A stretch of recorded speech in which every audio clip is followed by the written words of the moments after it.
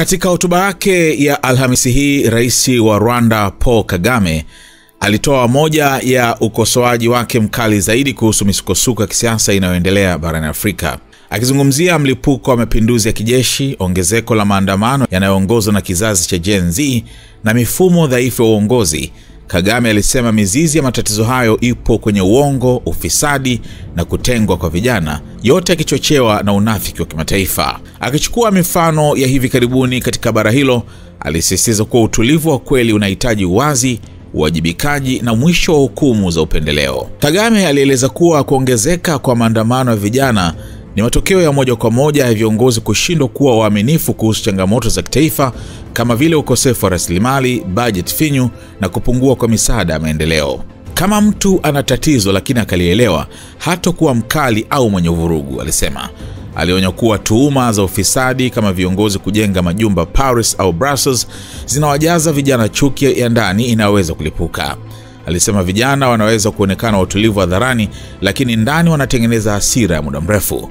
Kagame alitaka viongozi kuwashirikisha vijana mapema na kuwafanya wahisi kuwa sehemu ya taifa. Tuwafanye vijana wawajibike, wajione sehemu ya nchi, wasione sababu ya kupindua. Kwao maandamano ya vijana ni ujumbe, sio tishio, na lazima achukuliwe hivyo ili kuepusha msukosuko mkubwa, alisema. Kagame alirudia msimamo wake maarufu kuwa si mapinduzi yote ni sawa. Kwangu mimi kuna mapinduzi mazuri na mapinduzi mabaya. Alitaja mapinduzi mabaya kama tamaa za maafisa wenye silaha na mapinduzi mazuri kama majibu ya umma uliokata tamaa kutokana na uongo, uporaji wa mali za umma, ukandamizaji na wizi wa kura.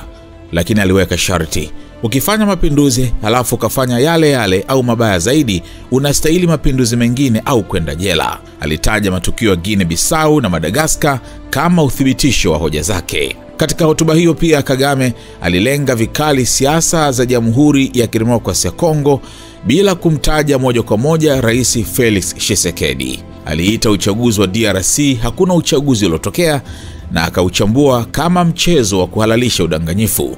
Mara ya kwanza alipewa tu wizi wake na unaenda kupata watatu hivyo hivyo.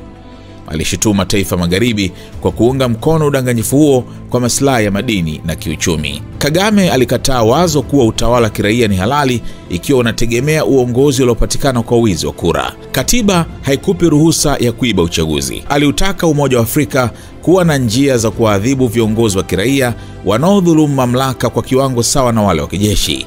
Kuhusu mataifa magharibi alisema hao wanaozungumza demokrasia ndio kwanza kutuma salamu za hongera hata wakiujua ukweli.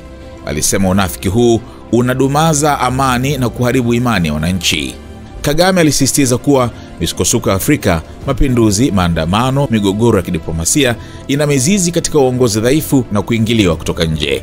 Alitoa mwito kwa viongozi kuwa waaminifu, kupambana na ufisadi, kusikiliza malalamiko mapema, kuwaunganisha vijana na kwa jamii ya kimataifa kuacha unafiki.